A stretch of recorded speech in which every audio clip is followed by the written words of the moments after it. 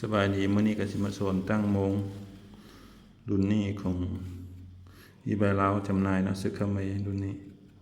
ก่อนมื้อเฮาสิตั้งเฮาต้องคลิกปุ่มลุมเบิ่งนี้เนาะสังเกตเบิ่งหัวโป้มือเบิ่งนี้เนาะเดี๋ยวเฮาอยากตั้งโมงแล้วเฮากดมาที่ลุมตัวนี้แสดงว่ากระพริบอยู่ไสแม่นเฮาตั้งอยู่หั่นตัวอย่างว่านี่มันโมงเฮาอยากตั้ง5โมงตัวอย่างว่า5โมง5:30ตัวอย่างว่าเฮาก็กดนี่มันกระพริบอยู่ไสแสดงว่าเฮาสามารถเลือกอยู่หั่นเพิ่มอยู่หั่นเพิ่มตัวด้านเทิงเนาะ5:30เห็นบ่แล้วก็ไปต่อที่วันที่ตัวนี้มันเดือนเฮาอยากตั้งมื้อนี้วันที่ตัวอย่างว่ามื้อนี้วันที่เดือนเนาะขอโทษขออภัยว่าผิดเดือน3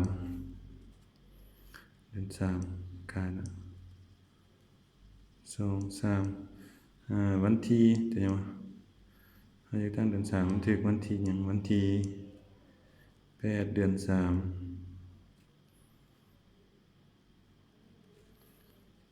มีไฟจะบ่เห็นวันที่8เดือน3เนาะแล้วมันเฮาคลิกตัวนี้ต่อเพื่อไปย้ายเป็นวันที่8เดือน3ถึงวันหยังวันอาทิตย์เนาะอันนี้มัน MO มันจันทร์อังคารจะเป็นอักษรย่อเนาะพุธพฤหัสศุกร์ Friday Saturday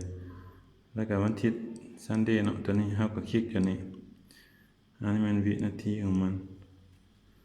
เนาะหลังจากนั้นเฮาก็คลิกตัวนี้เรียบร้อยแต่เฮาอยากตั้งโมงปุ๊บเข้ามาที่ตัวนี้เนาะคลิกมาแล้วมันโชว์ AL คลิกตัวนี้ก่อนมันจะโชว์ AL แล้วเราก็เลือกเอาว่าเฮาสิตั้งคลิกตัวนี้เพื่อให้มันกระพริบแล้วแสดงว่ากระพริบเฮาสามารถตั้งได้เฮาอยากให้ตึก8:30เนาะสมมุติว่า8:30